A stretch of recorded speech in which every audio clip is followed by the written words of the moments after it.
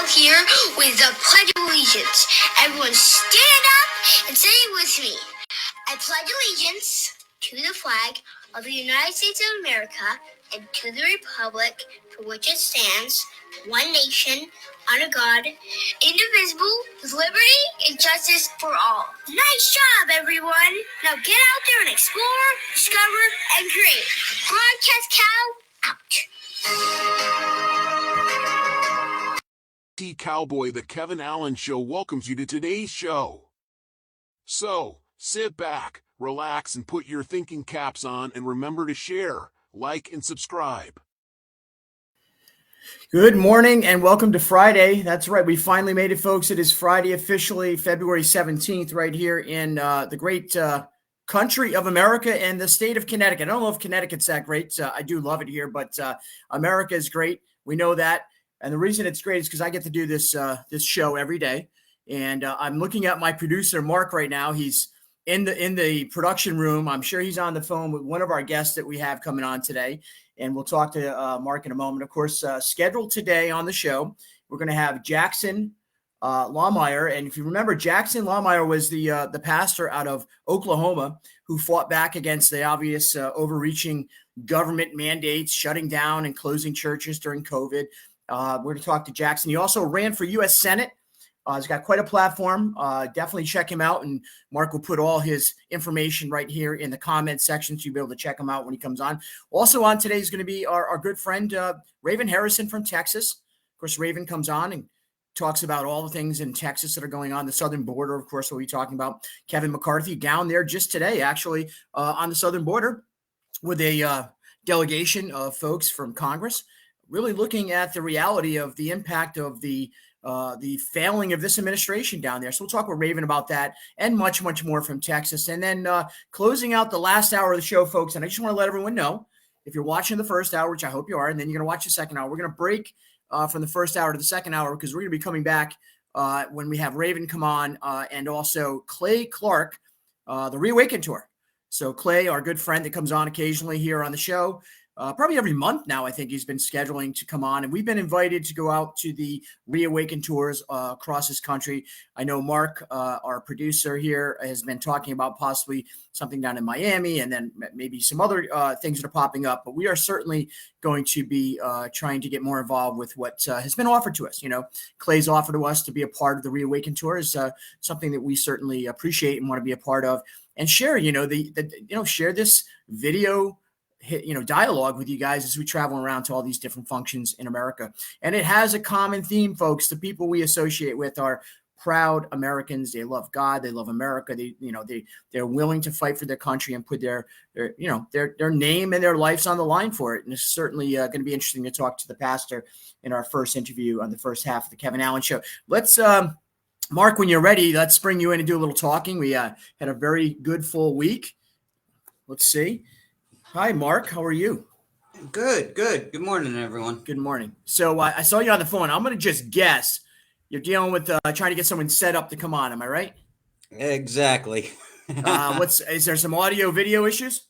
Yeah, we're trying to fix them right now, and Pastor Jackson should be popping in the back room any second now. Awesome. So we'll get Pastor Jackson any minute. On. So yeah, no worries. We'll get him on, and of course that's going to be part of the excitement is getting the story from Pastor Jackson, who has obviously made some national news. And you found Pastor Jackson. Tell us why it's important for the viewers here on the Kevin Allen Show to get a chance to hear this interview. I thought it was really important because you have a man of God who actually stood up against tyrannical mandates and still had church when everything wanted to be canceled. Mm-hmm.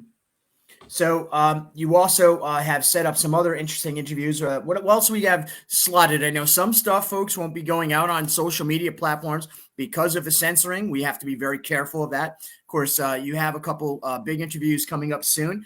I do see that the pastor has showed up in the green room, as we call it, the virtual green room back there. So once he gets all his equipment ready, we'll definitely get him on. But Mark, we have a couple really good opportunities to actually get on the road. I talked about our invitation from Clay Clark. Talk about a couple of those events that you're tracking to see if we can be a part of those. Actually, we've been invited actually to all of them, but he's got a really good reawakening tour stop in Miami at Doral, the golf course there.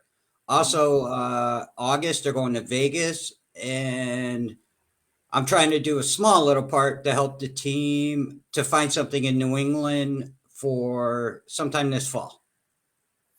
Well, that's awesome right there. So listen, I wanted to, I don't want to hold Pastor Jackson up anymore. So as soon as you are ready, just give me the thumbs up, Mark, and we'll get Pastor Jackson in here for the interview. And a lot of people have been waiting for this interview as we were talking about it over the last few weeks. Certainly exciting. So back in a moment on the Kevin Allen Show, as we return, we're going to have Pastor Jackson right here from Oklahoma. Of course, he ran for Senate, but most importantly, he stepped up and ran against the overreaching government, tyrannical government, when he was fighting for his church and his members of his church and the freedoms of America. Back in a moment on the Kevin Allen Show.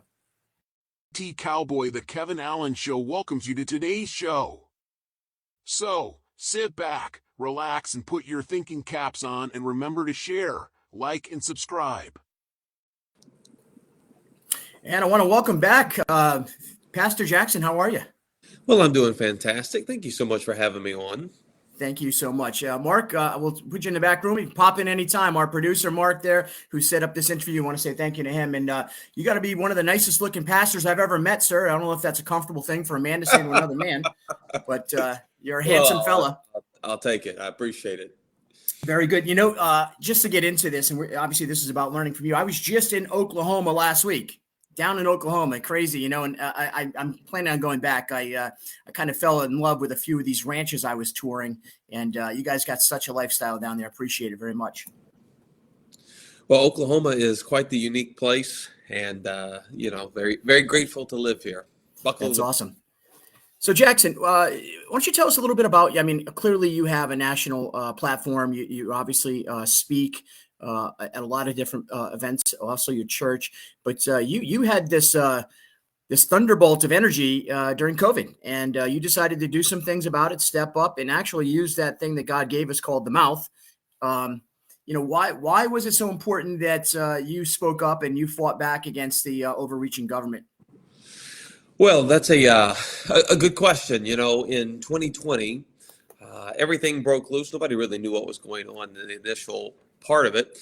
But at the church I pastor, Sheridan Church, I just made a decision that we weren't going to shut down. And obviously the city of Tulsa did not like that very much. And, they threatened to arrest me if I did church on the roof and church in the parking lot. And we were the first church to do that in Tulsa. It was a great experience. We fought back. We won. We never enforced the mask mandate. I had to threaten to sue the city over that. And then in September of 2021, we'd been in this fight. You'll remember when former Vice President Joe Biden said you'll either take the jab or you will lose your job. He kind of gave an ultimatum there. I started signing COVID-19 religious exemption forms, and they were for people in my church, people they knew primarily locally. But the Washington Post, which is total trash, the Washington Post wrote a hit piece on me about signing these religious exemptions. And what they didn't realize was it totally backfired.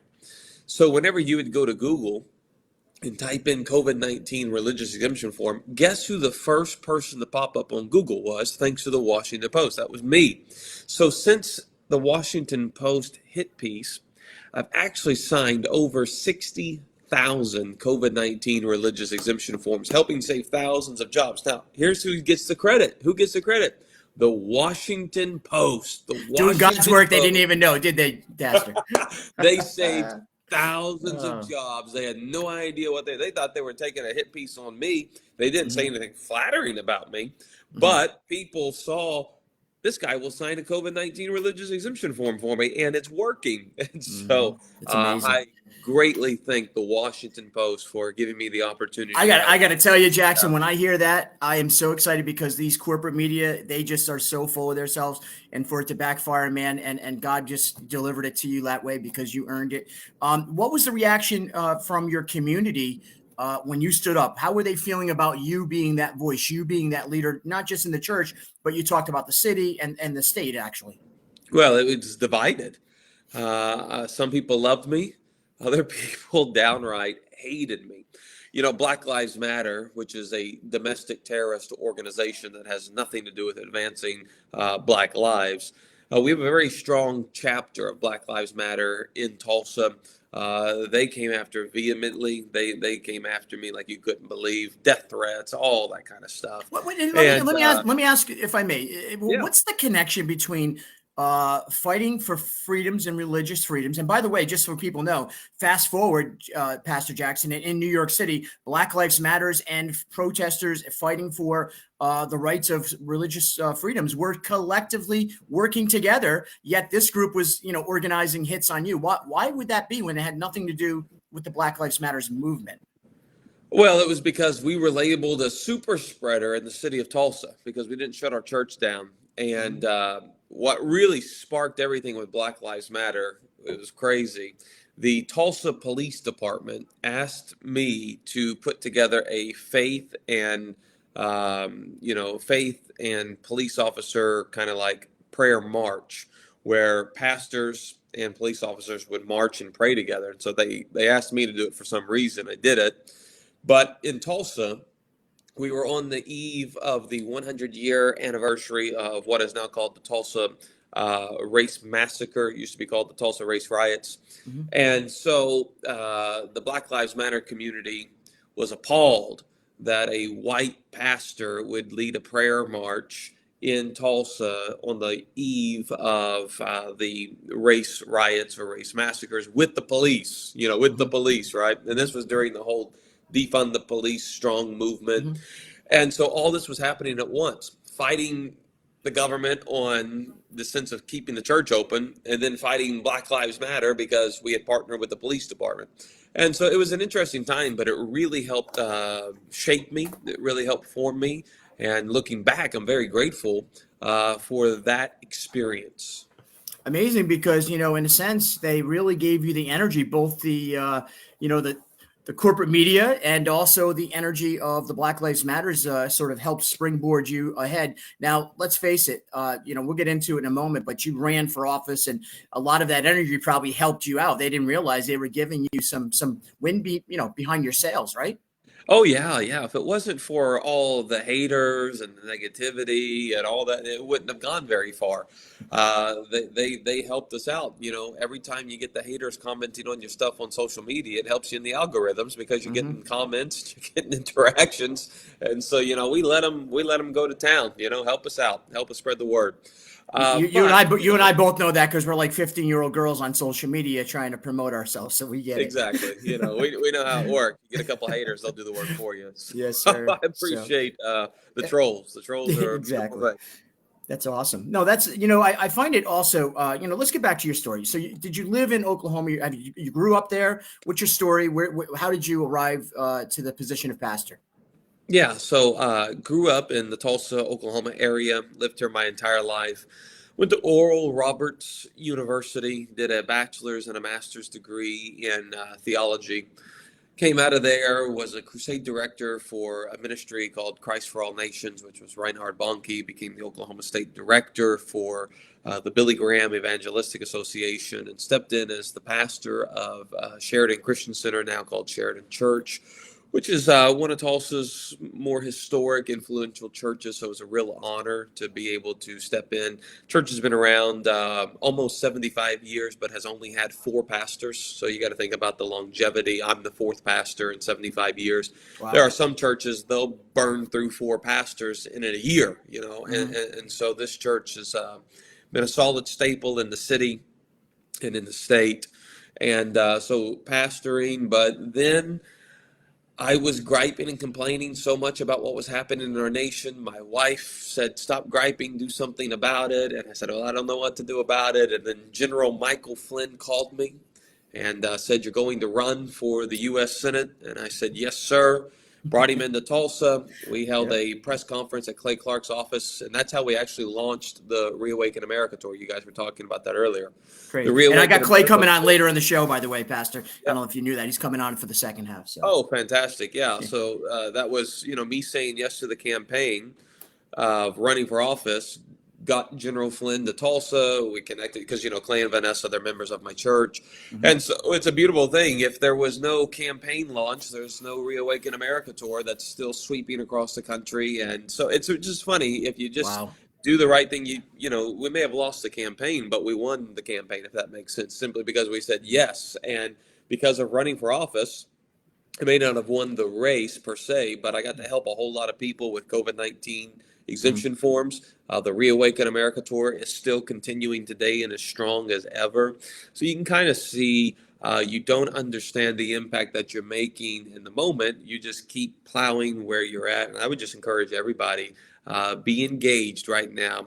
Do what is right in front of you. Use your time, your talent, and your treasure to advance the cause of saving this country, and together we're going to do that. We're heading in the right direction. There's a lot of bad things happening, but people are waking up because of shows like yours. Oh, I appreciate it very much. And, Clay comes on, I think, once a month typically. And, we share with our listeners. Usually I just hit the on button and let him go because we know Clay has a lot of information to share.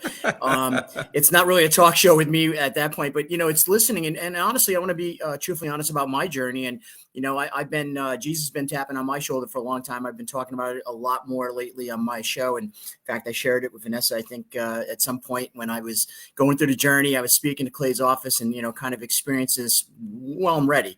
And, being ready is something. Did you get that a lot in some people that come to you and go, I've been wanting to be here. I've been wanting to get involved, but I just don't know how to. Pastor, help me. Oh my gosh, that's an everyday journey. Yeah, people they don't know how to use their gifts, their talents, or their abilities to advance the kingdom of God. They want to. I mean, they want to. They just don't know how to get plugged in. And so I'm thankful at our church. We've got a great team that gets everybody plugged in. I really have a very easy job. People look and say, I got a great team, and so it makes the job really easy. They get everybody plugged in. And I would just encourage your listeners, at whatever church you go to, make sure that you're a blessing to your church, because your church blesses you and your family, but in return, you should bless your church. You know that old saying from JFK, it's not about what your country can do for you, but what you can do for your country. Think of that, came from a Democrat, by the way. He would not be a Democrat today, Pastor. We all know that he'd be running around with the Trump signs. I think I hate to tell them Democratic friends of mine. I got lots of them, by the way, because I talk to all sides. I don't know if that's something that you're into, but I love having the conversation with the people that I don't agree with, and still find a way to have love and loyalty into relationships with people. So it's important because we've kind of corporate media tried to divide us, and you know that better than anybody. They've done a very good job. Yeah. And so fighting that battle is important. And, on the spiritual pathway, a lot of people get labeled as, kooks, extremists, all these different titles. And in fact, I think that hit piece you talked about, they were probably trying to make you out to be some kind of terrorist, right? A national terrorist. Well, you ought to go read. This is just funny. The Washington Post one was a hit piece, but I'd say about a month ago, the Rolling Stone did a long hit piece on me. It was incredibly. I learned a lot of stuff about myself, is what I'm saying. And so, you're an extremist. That they love to brand you as a Christian nationalist terrorist, because Christian nationalism to there is terrorism to them. And so, you read those things and you just say, well, I think we're over the target, because the Rolling Stone is using a lot of print space to attack me. And that's simply because we're leading an effort of mobilizing pastors for Trump. I started an organization called Pastors for Trump. And we recognize the largest voting bloc in America is the evangelical Christian voting bloc. And so getting evangelicals to vote for Republicans is super easy, because the value systems. It is impossible for a Bible-believing Christian to vote for a Democrat in this day and age. We're not talking about the JFK Democrats.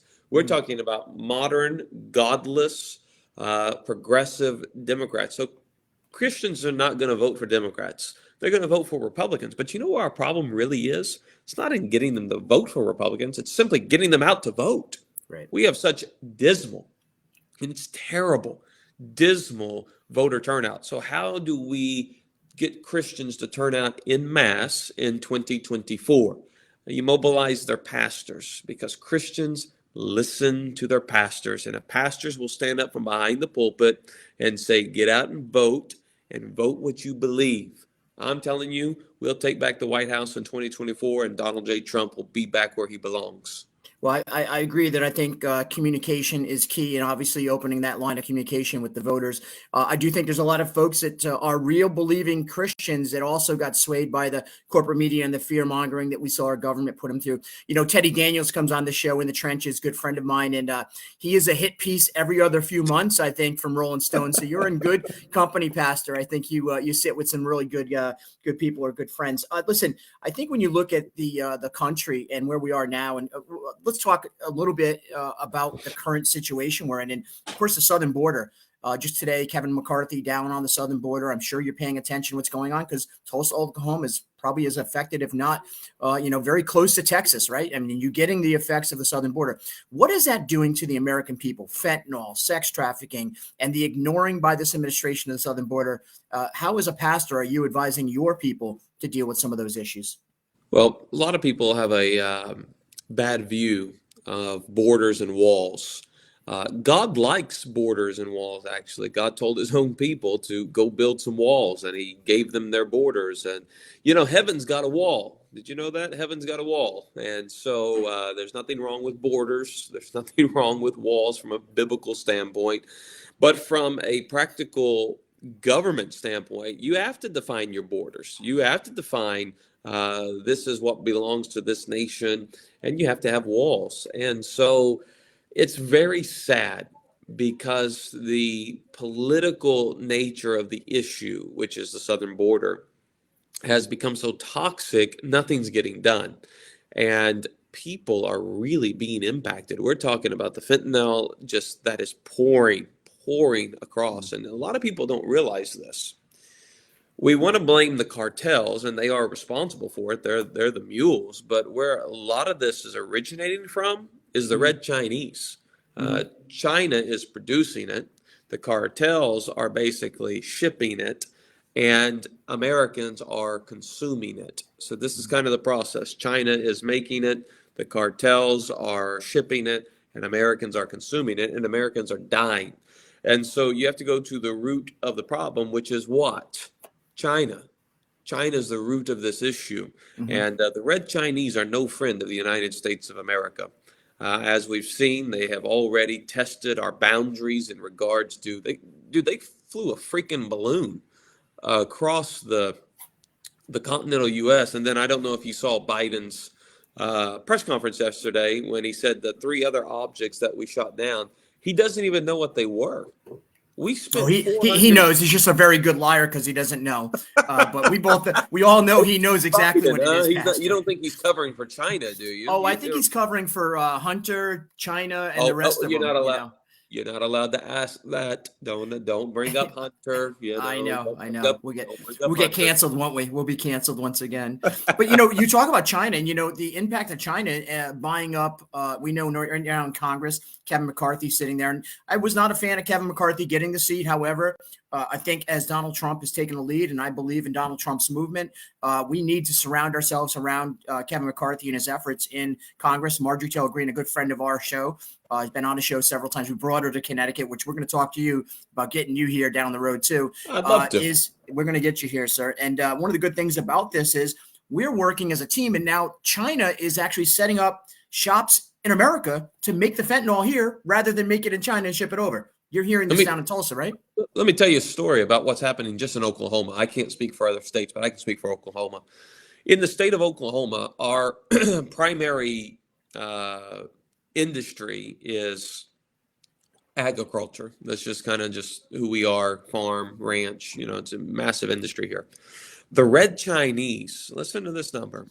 The Red Chinese own over 300,000 acres of Oklahoma farmland and ranch land. Now listen to that number. 300,000 acres in the state of Oklahoma alone. I don't know about Texas. I don't know about Kansas. I don't know about Missouri and so forth and so forth. In Oklahoma, what are they doing here in Oklahoma? Well, they are supposedly growing marijuana. All right, they're growing marijuana. Because the state of Oklahoma will basically license anybody with a pulse, and so the Chinese have taken advantage of that because the Red Chinese are much smarter than our government leaders. They just outsmart them, or they corrupt them and they buy them. So it's one or the other. They're either smarter or they corrupt them. Either way, they're still smarter.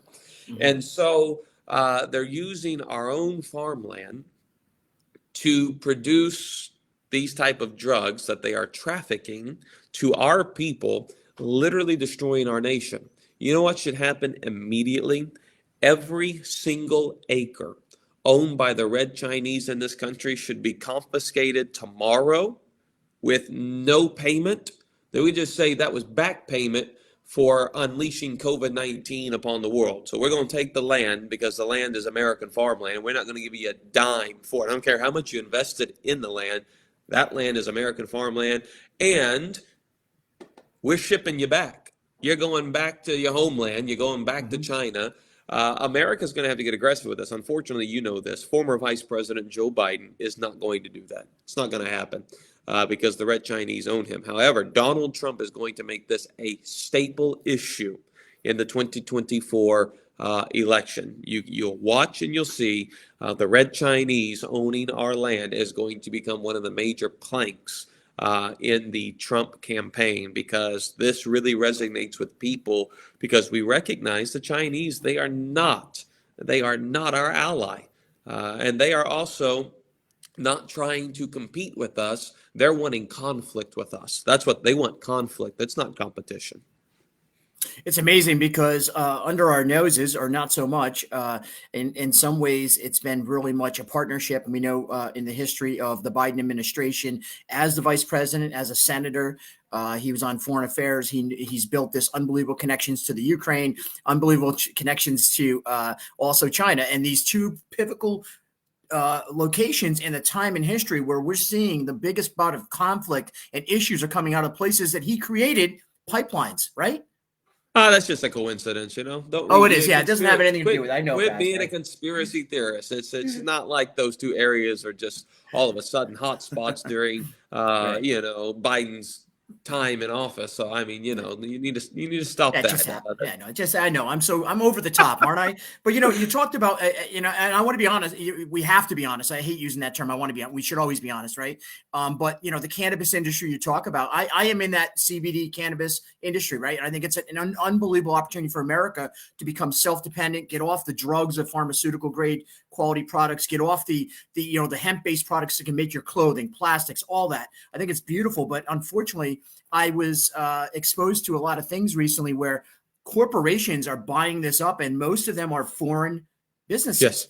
Is that what you're referring to? Like, as far as that 300,000 acres, Chinese foreign businesses coming in, buying them up, agricultural tag, but we all know it's really cynical behind the scenes, right? Absolutely. Yeah, they're coming in, they're buying it up. They're smart. Oklahoma farmland is cheaper than where you would get it elsewhere. And then the laws in Oklahoma regulating the production of marijuana, it's not there. So it's the Wild West, if that makes sense. You don't have the number of inspectors for the number of license that you have distributed. So if you wanted to get away with some criminality, Oklahoma would be the perfect spot to do it. Why did Oklahoma decide to open up that line? In your opinion, you're an Oklahoman. You know, is Oklahoman. You know, I think I just made that up, but you are. And you know, why would they have decided to let it so open market like that? I don't understand. Well, what happened was it was a popular vote issue. So it was put on the ballot. It was not something that was ran through the House or the Senate at the state legislature. So the popular vote made it into law, if that makes sense. But Oklahoma was not prepared to handle it. And then obviously greed gets in the way. You give out license and it's income for the state, but most of the marijuana that's being grown by the Red Chinese is not being taxed. It's being trafficked in the black market. So Oklahoma is not benefiting from the quote unquote, what we were, you know, you're promised all these things, right? Well, if we have it, then we can tax it. Well, yeah, that's true. But if it's being sold in the black market, you're not receiving any tax dollars whatsoever because it's not even staying within the state. So it's just Oklahoma was not prepared to deal with the issue. It was a popular vote. It won overwhelmingly, but the government was not ready to actually do it, and it just forced their hand, and it's still a mess today. Yeah, I mean, everyone in the industry that I speak to, and product development and things like that in my business, Oklahoma is the wild, wild west, is what they call it. So it's It's in the industry, If unfortunately. you wanted to do something illegal in that industry, you Yep. come to Oklahoma. And it's a safeguard. Yeah, I guess you're going to file your LLC in Wyoming, so they can't find out who you are, and operate out of Oklahoma. So when you talk about the other part of that, is I talked a little bit about Ukraine and the impact of our government engaging into this war against Russia. Of course, we should be out there helping people fight if we need to, but also getting engaged into this fight. Seems like we've taken a lead role here rather than allowing people to fight for themselves, Ukraine that is, or the other countries in the area or the region. What's your opinion of Russia? How impactful is Russia on the American people today? Well, I think in regards to the Ukrainian-Russian conflict, it's quite obvious that the Biden crime family has a vested interest in Ukraine specifically. I don't think Russia is our friend. I don't think Russia is an ally, but I will say I definitely don't want Russia as an enemy. And whenever you are funding a war against a superpower, you are basically becoming an enemy of that superpower. So I don't think there's any wisdom in funding foreign wars, because you know what's going to happen.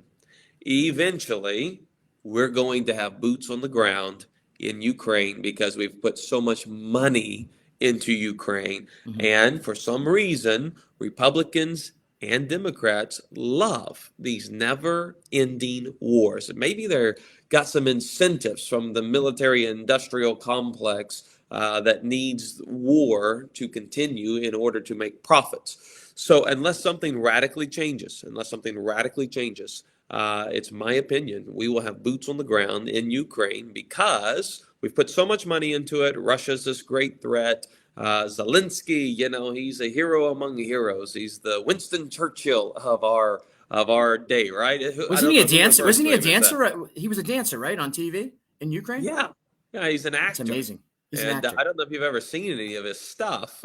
Is he good? It's not family appropriate. I'll tell you He's that not. much. He's not Bruce Willis. We'll give Bruce Willis a throw up because he's not. No, Obviously he's he not would Bruce Willis. enjoy the drag queen shows here in America, though. I'm sorry. What? Zelensky would enjoy the drag queen shows here in America. You got to go watch some of these videos of him. Okay. Well, I haven't put enough time into him because I'm focused on what I'm dealing with. But I'll take your word for it. We'll check You'll it out. wonder why we're giving this guy trillions or billions of dollars. Well, I think a lot of people speculate he's a puppet. He's just a pawn for the actual people that are benefiting from this. And of course, this leads right into balloons over the country, UFOs, balloons. Biden, responds. What's your thoughts on what's going on? Is this a test to America to see our response? Do you think it's actually just coincidence? It's just too odd that balloons just start flying above us and we're shooting them down now. In fact, I think it was somebody said that one of the amateur balloons was like $12.99, and it cost us $440,000 to shoot down with one missile. Your thoughts on the balloons over America?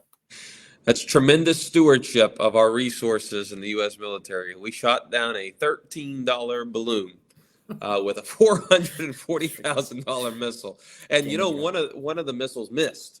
Mm-hmm. Yeah. So imagine how many kids could get computers, mothers could get assistance, people could be fed in our country for that amount of money that was just wasted on a few balloons. Yeah. So in regards to the 3 UFOs per se, Biden said they had no idea what they are. I don't understand why you're shooting at anything. Isn't it like 101 when it comes to shooting something? You know what you're shooting at. Like that's just like a 101 basic. You don't shoot things that you don't know what they are. So that is a little concerning if he's being truthful. Well, we don't know what they are. I don't think he's being truthful. I think we know exactly what they are. And I think we took them down, and we're not going to tell the American people because it'll just look terrible because probably China is testing our boundaries. China is seeing how far they can push, which I think is exactly what Russia did. Russia saw how far can we push, and so they took advantage of it. And, we had one balloon cross the continental U.S., which is crazy. Now, here's the other thing you can think of. It's 2023, and balloons are able to fly across our country with all the advancement of technology we have. We watched the thing, I guess, take off from China. We tracked it all. It doesn't make any sense to me how much we spend on the United States military. It's the largest portion of our annual budget. And a cheaply made balloon is able to penetrate through our air defense system. I don't understand how that happens. And maybe you have a better understanding than I do. No, I don't have any understanding at all, Pastor Jackson. I'm as confused, if not more confused than you. Believe in this relationship, I'm the dumb blonde just between you. I don't mean that, by the way. I love blondes, and I don't mean they're dumb, by the way. That's a terrible comment. Jokes bad on Friday. But in this situation, I'm not as astute to what's going on that political side. I do know that I speak to a lot of folks in the political field, and I was a former state rep here in Connecticut before I grew a beard and became this cool guy that I'm still trying to become. But I will say that most of the people in politics, they're held in the dark. We see that right now. I mean, we see senators and congressmen and women on both sides of the aisle in Washington, D.C., calling out this administration for answers, and they're not getting them. And I think that's the most startling reaction, Well, in my opinion. I don't know if you saw Kristi Noem, who is the governor. Is it South Dakota, North Dakota, one of the two? Yeah. South Dakota. She said she was not made aware that the balloon was in South Dakota until it was almost out of South Dakota. And as the governor of that state, she is the chief executive officer of that particular state, and not to be made aware of a hostile enemy flying object over her state, I think is reprehensible. If I was, and she was very upset about it, obviously. As the governor, you have the right to know that because you are responsible for that state. That just goes to show you the incompetency of the Biden regime, or the straight up just negligence. I don't know what it is. I have a feeling they're more nefarious than what we think they are. I think they're more nefarious than incompetent, is actually my opinion. I agree with you. It's unfortunate that politics has played so much into the day-to-day operations, and the things that affect the American people are just politicized to the point where it divides us even more, of course. Now, we just saw in Mississippi, I'm going to go back to some more of the domestic issues in Mississippi. 5 police officers and more now have been indicted and involved in this killing of a traffic stop. I'm a former correction officer, 21 years. I'm proud to support the police in this country. I will always do that. But I also know that some of these things were forced upon communities to hire people less qualified. And evidently, in this situation, it seems like Mississippi, some of the information coming out. What's your thoughts on that? And how do we move on from that and start to pay attention to quality, good, honest people needing to be the men and women on the streets fighting against the crime? I think it's actually a super complex issue. I don't think it's as cut and dry or black and white as some like to make it out. I think it's super complex because you're dealing with human beings. Right. You're dealing, one, with criminals primarily, and then you're dealing with people that are trying to apprehend criminals or to prevent criminals from committing a crime. So you're talking about a super complex issue. And the last thing that you need to do is defund the police. There needs to be increased funding in regards to training, quality. To your point, if you hired lower quality individuals, what should you expect them to produce? They're going to produce any business owner knows that. If you hire good quality candidates, you're going to have good quality employees. If you hire lower quality candidates, you're going to have lower quality employees. And especially if you don't give them the training that they need. So I think it's a tough issue. Obviously, we recognize not every single police officer is an upstanding human being, but most are. So you can't come after all the police because of a few police officers, because that's just not fair. You could do that in any industry. You could do that to pastors. There are some bad pastors. There really are. But that doesn't mean all of them are. There are some bad podcast hosts, but that doesn't mean all of them are. And so you just can't lump every single police officer into the category as, terrible individuals, because most of them are not. They're great people. Most of them are great people that have a passion to serve. That's really what that industry is built upon, is servanthood. They're servants. They don't make tons of money for what they do. They should make a whole lot more than what they do, but they don't. And so defunding is not the answer. There needs to be increased funding so that there is proper training. Great point. And I agree 100%. Obviously, we need to. And also, it comes down to that politicized position that was taken. Black Lives Matters, George Floyd, the incident took place. I had the fortune to meeting George Floyd's uncle, who's been on my show, Selwyn Jones, several times. And, although we might disagree, we found a way to love each other and appreciate each other's perspective. In that relations, in your community, in your state, and in the country, how do we fix some of those broken relationships and conversations that obviously have been exploited by Rolling Stone and the rest of these, corporate media? They've been trying to drive this wedge, but how do we fix that problem, Pastor? Well, I think one of the things is you turn off the television and quit reading the Washington. Well, I guess nobody really actually reads the Washington Post or the Rolling Stone, but they are instigators of division. Because if you want to destroy a nation, sow the seeds of division. You want to destroy a business, sow the seeds of division. You want to destroy a church, sow the seeds of division. You want to destroy a family, sow the seeds of division. And so Jesus was very clear. He said, a house divided against itself, it cannot stand. And so they have done a masterful job of dividing Americans based upon skin color, background, based upon gender. You can go through the list of issues that really divide us. And so what we need in this country is truly a spiritual awakening, because that's going to be the only answer, is the changing of the human heart, because the human heart has to be changed, has to be transformed, and only Christ can do that. And so right now we are seeing all of these issues play out. Our economy is dismal. Our educational system is beyond dysfunctional. We're seeing all of these issues, but there's an underlying issue, and that's the spiritual sickness. Think about it. If you worshiped the devil in America, you used to do that in private so nobody would know you actually worshiped the devil. Now, guess what you do? You broadcast it on national television.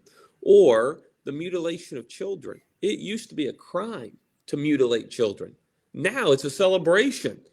We've gone off the deep end. And so there has to be a spiritual awakening. And that's one of the reasons I formed Pastors for Trump, was to revitalize pastors and their engagement in the world around us, because we've become very silent. And these things are going on. These are wicked things, by the way. These are not minor issues. These are very wicked things. And so America needs a spiritual awakening. And Dr. Billy Graham put it like this: in order for America to get back on its feet, the people of God have to first get down on their knees and pray. To make America great again, America first has to become godly again. That's the key. The human heart has to change. Our founders were very clear, you probably know this, that our form of government, they called it an experiment, our form of government is dependent upon a moral and religious people. Our founders were very clear. This form of government will not work with a corrupt, immoral bunch of people. And that's what we have right now. So why is our government failing? Because the hearts of human beings in this country are very wicked right now.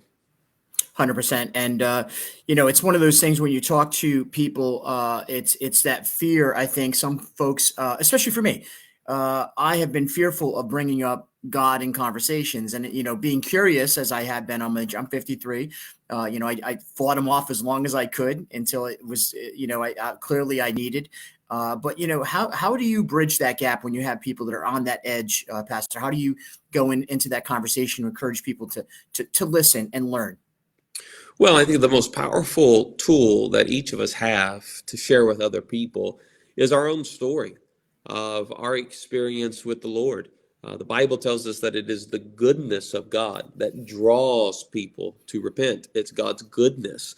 And so we have to love people. We have to express the goodness of God in our lives.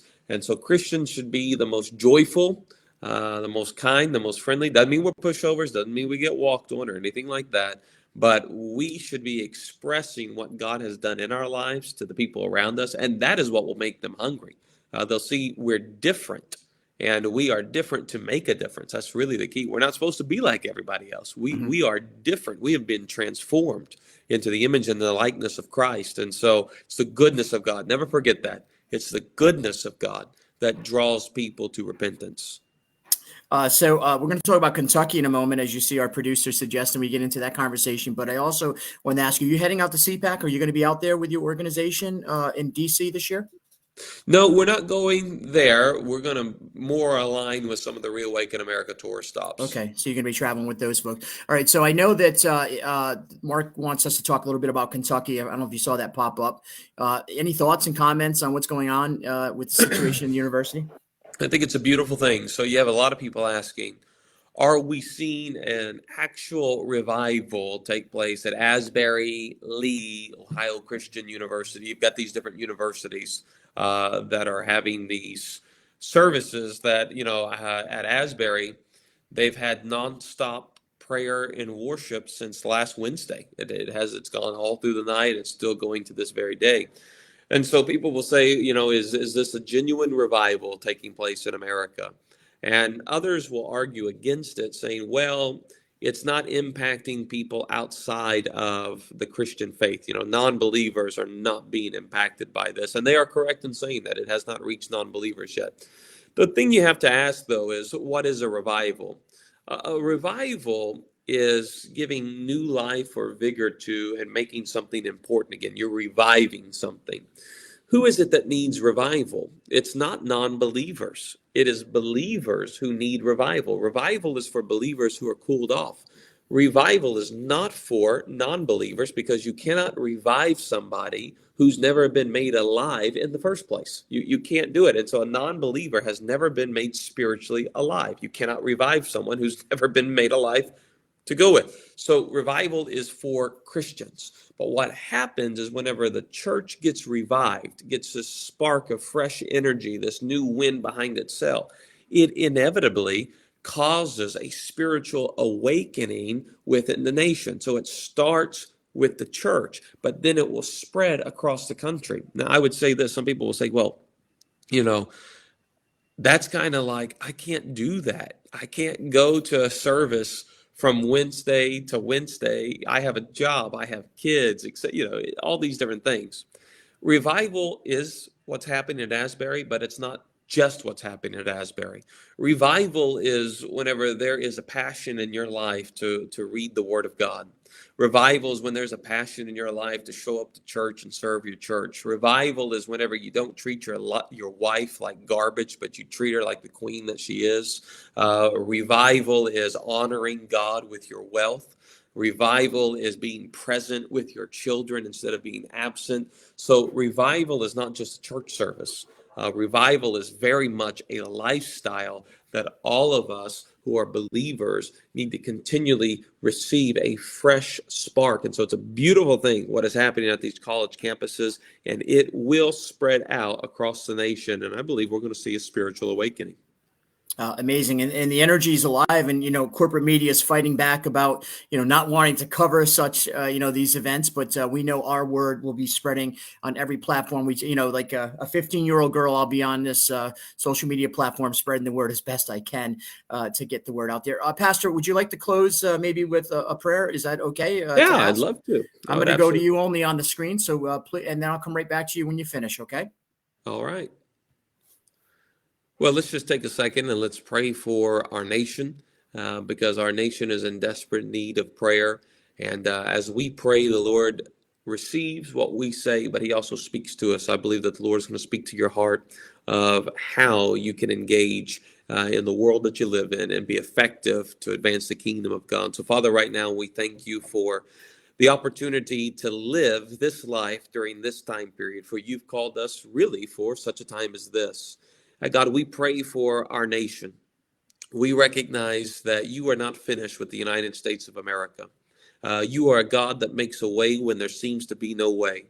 And Lord, it is our request and it is our prayer that one day out of Washington, D.C., justice would flow like a river and righteousness like a never-ending stream.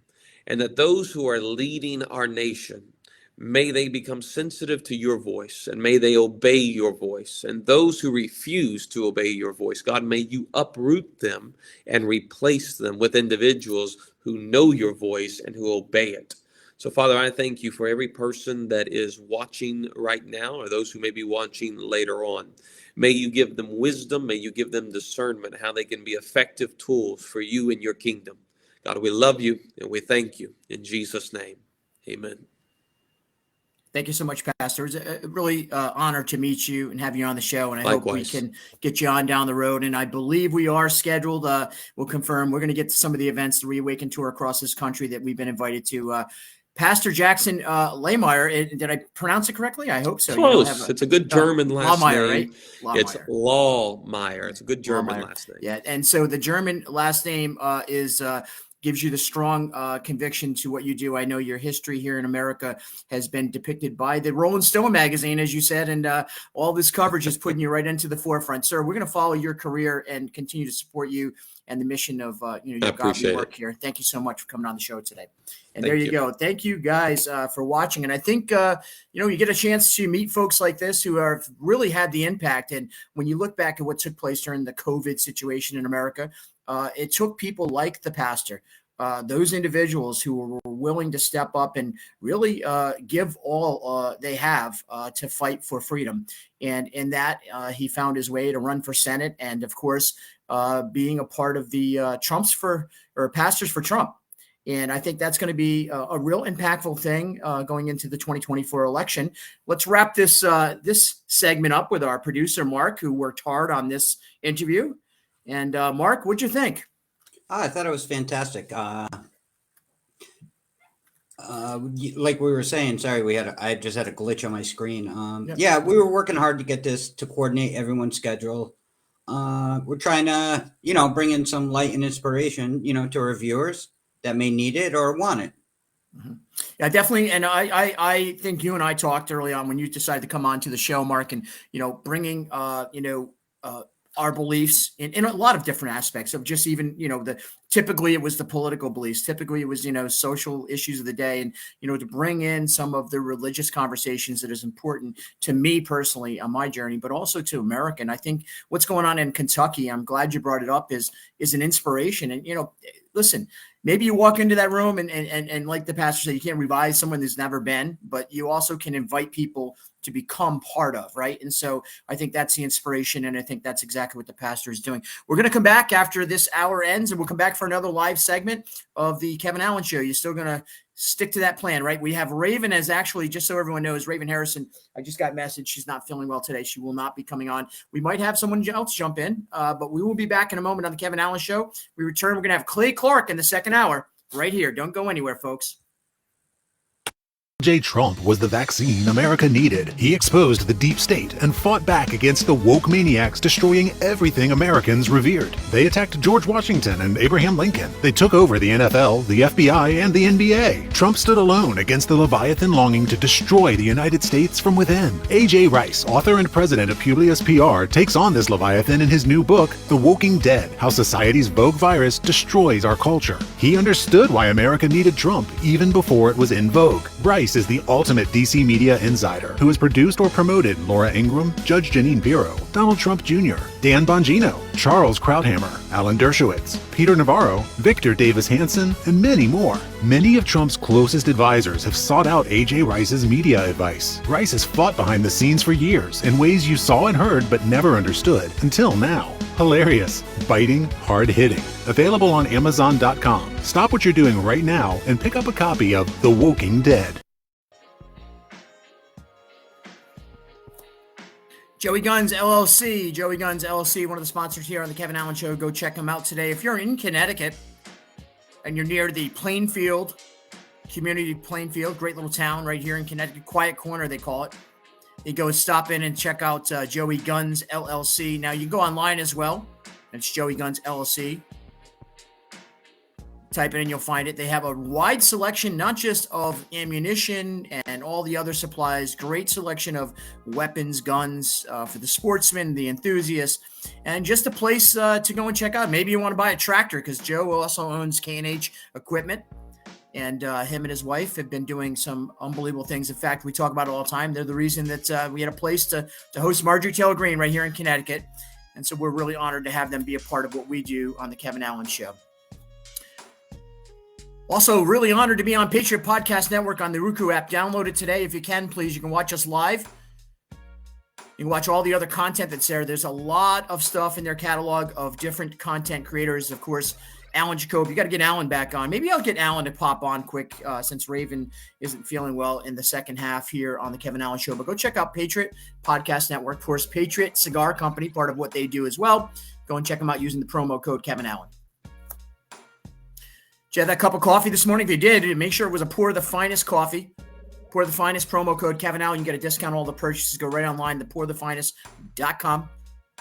This company started here in 2022, and I'll tell you that, I had a couple cups of this coffee in my day, and I will tell you it's one of the best cups of coffee I've had, certainly. It's high quality, and it's Pour the Finest. This company was started by retired New York City police officers. We love supporting them, and please, please, please, you do the same. Go out and support Pour the Finest. We also love supporting the Kraken Skulls. That's right, Kraken Skulls down there in right outside of Fort Bragg in North Carolina. Of course, Chad, the founder here, Kraken Skulls, we had him on the show a few times. Got to get him back on, get an update on what's going on with them. Been a friend to the show, and use the promo code Kevin Allen. You get a discount on all your purchases there as well. Kraken Skulls. And if you're in the area, you need a beard trim and maybe a tattoo, or you want to stop over their craft beer and more. They are big time involved in the community. They do a lot of events, always helping out with meals during certain holidays and fundraisers. But go and support KrakenSkulls.com and use the promo code Kevin Allen. You get a discount on all those purchases. Once again, Kevin Allen right here, promo code at mypillow.com, the fight cancel culture and help Mike Lindell fight against, all those crazy people out there that just wanted to shut Mike Lindell down because he had a different opinion. Well, why? Because he's got something to say. And no matter if you agree with Mike or not, here's the deal. He's a recovered addict who is very open about his life. He is a God-fearing man who's very open about that. And he's also very open about his opinion about the culture of cancel culture. And since he was speaking out against that, all those pillows were on the shelves at all those box stores across the country. They took them off. They canceled them.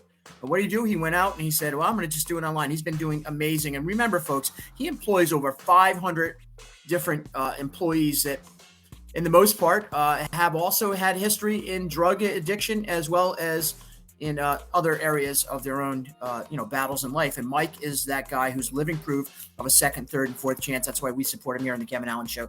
Kevin Allen promo code, mypillow.com. Back in a moment. We'll be back. Clay Clark in the second hour. We'll see you. Cowboy, the Kevin Allen Show welcomes you to today's show. So, sit back, relax, and put your thinking caps on, and remember to share, like, and subscribe.